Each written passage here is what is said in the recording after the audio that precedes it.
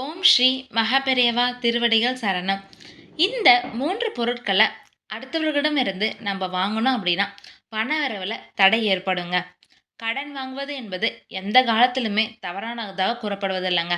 ஆனா, எந்த பொருள கடனாக வாங்குறோம் அப்படிங்கிறத நம்ம கவனமாக இருக்கணுங்க. சில பொருட்கள கடன் வாங்குவதன் மூலம், அவை நமது வாழ்வுல நிரந்தர வறுமையை ஏற்படுத்தி தருங்க. அவசர தேவை என்றால் நாம் முதலில் நாடுவது அக்கம் பக்கத்து வீட்டுக்காரர்களை தான். ஏனென்றால் அவர்கள் நமக்கு உதவுவதும் நாம் அவர்களுக்கு உதவுவதும் வழக்கமான விஷயம்தாங்க. அது பணமாக இருந்தாலும் சரி, பொருட்களாக இருந்தாலும் சரி. மாதம் கடைசியானால் நம்மிடம் இல்லாத பொருட்களை நாம் பக்கத்து வீட்டுக்காரர்களிடம் கேட்பதுண்டு, அல்லது அவர்கள் நம்மிடம் கேட்பதுண்டு. அப்படி கேட்கும்போது நாமும் யோசிக்காமல் அவர்கள் கேட்கும் பொருட்களை கொடுத்து விடுவோம். பணப்பிரச்சனை, மனக்கஷ்டம், நிம்மதியின்மை போன்றவைக்கு முக்கிய காரணம் சில பொருட்களை நாம கடனாக வாங்குவதால தாங்க. இதனால தான் வீட்டில் தரித்திரம் ஏற்படுது. நாம் அவசரத்திற்காக ஒருவரிடம் கடனாக ஏதாவது ஒரு பொருளை வாங்கி விடுவோம். இதனால ஏற்படும் நன்மை தீமைகளை நாம அறிவதில்லை.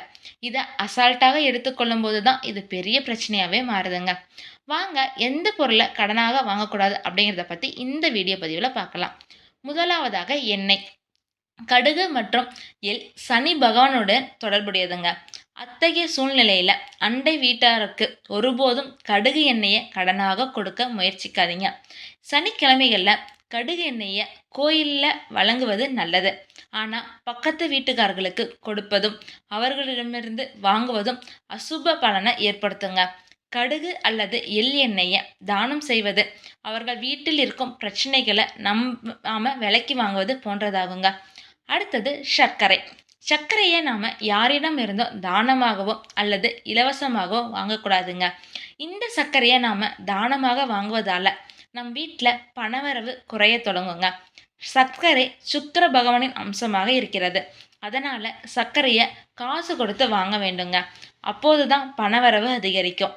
இதை நாம் தானமாக வாங்கினால் பணவரவுல தடைபடுங்க. வீட்டில் கடன் சுமை அதிகரிக்கும். அதனால சர்க்கரையை தானமாக நீங்க வாங்காதீங்க. அடுத்ததாக இரும்பு சம்பந்தமான பொருட்கள். நாம மற்றவர்களிடம் இருந்து இரும்பு பொருட்களை தானமாக வாங்கக்கூடாதுங்க. இரும்பு சம்பந்தப்பட்ட பொருட்களான கத்தி, கத்திரிக்கோல், தோசைக்கல், கடப்பாரை, அரிவாள் போன்ற பொருட்களை யாரிடம் இருந்தும் நம்ம தானமாக வாங்கக்கூடாதுங்க. இரும்பு பொருட்களும் சனி பகவானின் அம்சம் என்பதால இதை தானமாக வாங்கக்கூடாதுங்க. இதை தானமாக வாங்குவதால வீட்டில் கடன் தொல்லைகள் அதிகரிக்குங்க.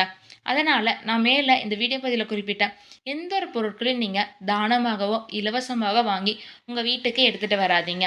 ஹரஹர சங்கர ஜெய ஜெய சங்கர, ஹரஹர சங்கர ஜெய ஜெய சங்கர. ஓம் ஸ்ரீ மகாபெரியவா திருவடிகள் சரணம்.